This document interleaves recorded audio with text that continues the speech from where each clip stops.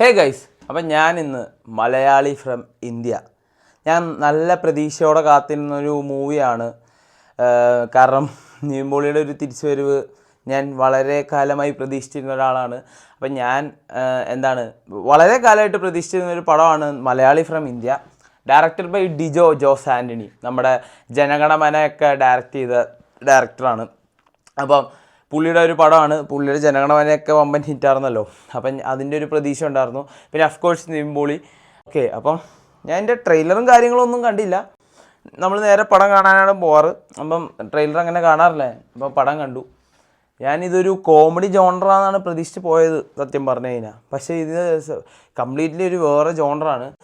കുറേ മതവും അതുപോലെ തന്നെ പൊളിറ്റിക്കൽ പാർട്ടിയും അതുപോലെ തന്നെ നമ്മുടെ കേരള രാഷ്ട്രീയത്തിൽ മതത്തെ കേരള രാഷ്ട്രീയത്തിലല്ല, നമ്മുടെ ഇന്ത്യൻ രാഷ്ട്രീയത്തിൽ തന്നെ മതത്തെ യൂസ് ചെയ്യുന്നതും അങ്ങനെ കുറേ കാര്യങ്ങളൊക്കെയാണ് ഫസ്റ്റ് ഹാഫ് ഈ സിനിമ പറയുന്നത്. ഫസ്റ്റ് ഹാഫ് ഒരു ഫ്ലോയിൽ അങ്ങ് പോയി. കുറേ സാധനങ്ങളുണ്ട് ഫസ്റ്റ് ഹാഫിൽ. മെയിനായിട്ട് ഇവർ ഈ പടം കൊണ്ട് നമ്മുടെ രാജ്യം, നമ്മുടെ രാജ്യസ്നേഹം, നമ്മുടെ കേരളത്തിൻ്റെ ഒരു വാല്യൂ കൂട്ടുന്ന രീതിയിലൊക്കെയുള്ള ഒരു രീതിയിലാണ് പടം പിടിച്ചു വെച്ചേക്കുന്നത്. മെയിനായിട്ട് ഇതിൻ്റെ മെയിൻ ഹൈലൈറ്റ് രാജ്യസ്നേഹമാണ്. അപ്പോൾ നമ്മുടെ ഫസ്റ്റ് ഹാഫിലേക്ക് വരുമ്പോൾ ഒരു ജോലിയും കൂലിയില്ലാത്ത പാർട്ടിക്ക് വേണ്ടി നടക്കുന്ന രണ്ട് ആൾക്കാർ. അപ്പോൾ അവർ അതിൻ്റേതായ രീതിയിലൊരു പ്രശ്നത്തിൽ പെടുന്നു. എന്നിട്ട് ഒരാൾ നാട് വിട്ടു പോയി നമ്മുടെ ദുബായിൽ പോകുന്നു. അതൊക്കെയാണ് ഇതിൻ്റെ ഒരു ഇതിവൃത്തം എന്ന് പറയുന്നത്. അപ്പോൾ ദുബായിൽ പോയി കഴിയുമ്പം പുള്ളി ഒരു പാകിസ്ഥാൻകാരനായിട്ട് ഒരു ഇതാവുന്നു. പിന്നെ അവിടെ അവരുടെ സൗഹൃദവും അവരുടെ കളികളും തമാശകളും നിറഞ്ഞ ഒരു ജേണിയാണ് സെക്കൻഡ് ഹാഫിലേക്ക് വരുന്നത്. സെക്കൻഡ് ഹാഫിലേക്ക് വരുമ്പം അങ്ങനെ ഞാൻ കുറേ പറഞ്ഞ സ്പോയിലറായി പോവും. അപ്പം അങ്ങനെ പടം പോകുമ്പം സെക്കൻഡ് ഹാഫൊക്കെ നല്ല ലാഗുണ്ട് ഗൈസ്. നല്ല ലാഗ് ഫീൽ ചെയ്യുന്നുണ്ട്. പടം 2 മണിക്കൂർ 38 മിനിറ്റാണെന്ന് തോന്നുന്നു. പക്ഷേ നല്ലൊരു ലാഗ് എനിക്ക് അനുഭവപ്പെട്ടു സെക്കൻഡ് ഹാഫിൽ. ഈ പടത്തിനെക്കുറിച്ച് എന്താ എനിക്ക് പറയേണ്ടതെന്ന് സത്യം പറഞ്ഞാൽ അറിയില്ല. കാരണം കുറച്ച് ഭാഗം ആൾക്കാർക്ക് ഈ പടം ഇഷ്ടപ്പെടും, കുറച്ച് ആൾക്കാർക്ക് ഈ പടം ഇഷ്ടപ്പെടാൻ ചാൻസ് കുറവാണ്.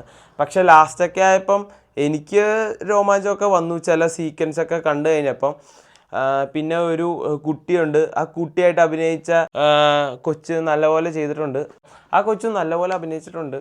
ലാസ്റ്റ് ഒരു വിളിയൊക്കെ ഉണ്ട്. അതൊക്കെ കേട്ടപ്പോൾ ആ കൊച്ച് നിവിൻ പോളീനെ ഇങ്ങനെ വിളിക്കും പുറകിൽ നിന്ന്. അതൊക്കെ വരുമ്പോൾ എനിക്കൊരു രോമാഞ്ചമൊക്കെ വന്ന പോലെ തോന്നി. പിന്നെ നമുക്ക് ഈ സിനിമയിൽ ലാസ്റ്റ് ഒരു മലാല യൂസഫ്സായിയുടെ ഒരു റെഫറൻസ് ലാസ്റ്റ് കൊണ്ടുവന്ന പോലെ എനിക്ക് ഫീൽ ചെയ്തു. ലാസ്റ്റ് ഞാൻ പറഞ്ഞില്ലേ, ഇതിൽ ഒരു കൊച്ചുണ്ട്. ആ കൊച്ചിൻ്റെ ഒരു പ്രസംഗമുണ്ട്. ആ പ്രസംഗം കേൾക്കുമ്പോഴും എനിക്കൊരു രോമാഞ്ചമെല്ലാം വന്നു ഗൈസ്. അപ്പം പടം മൊത്തത്തിൽ നോക്കുവാണെങ്കിൽ എനിക്ക് ഒരു ആവറേജ് ഫീലായിട്ടാണ് ഈ പടം ഫീൽ ചെയ്തത്. പക്ഷെ ചിലവർക്ക് ഇത് നല്ലതായിട്ട് ഫീൽ ചെയ്യാൻ ചാൻസ് ഉണ്ടെന്നാണ് എനിക്ക് തോന്നുന്നത്. അഫ്കോഴ്സ് നിവിൻ പോളി അത്രയും വലിയ അഭിനയം എന്നൊന്നും പറയാനില്ല. പക്ഷേ നാച്ചുറലായിട്ടുള്ള ഒരു അഭിനയം. നിങ്ങളിപ്പം ഈ പടം കണ്ടില്ലേ, വർഷങ്ങൾക്ക് ശേഷത്തിലൊരു നിവിൻ പോളി വരില്ലേ, ആ ഒരു നിവിൻ പോളി തന്നെയാണ് ഇതിലും നമുക്ക് കാണാൻ സാധിക്കുന്നത്. പിന്നെ ധ്യാൻ ശ്രീനിവാസൻ പുള്ളി കുറച്ചേ ഉള്ളൂ. ആദ്യം എന്ന് വെച്ചാൽ പടത്തിന് സ്റ്റാർട്ടിങ്ങൊക്കെ വന്നപ്പം നല്ല ഓവറായിരുന്നു ധ്യാൻ ശ്രീനിവാസൻ. പിന്നെ അങ്ങോട്ട് പുള്ളി ഒരു പയ്യെ കുറഞ്ഞു വന്നു. പിന്നെ പുള്ളി ഈ പടത്തിൽ ഉടനീളമൊന്നുമില്ല, കുറച്ചേ ഉള്ളൂ പുള്ളി ഈ പടത്തിൽ. അപ്പോൾ പടത്തിനെക്കുറിച്ച് എനിക്ക് പറയാനുള്ളത് ഇങ്ങനെയാണ്. എനിക്കൊരു ആവറേജ് ഫീല് തോന്നി.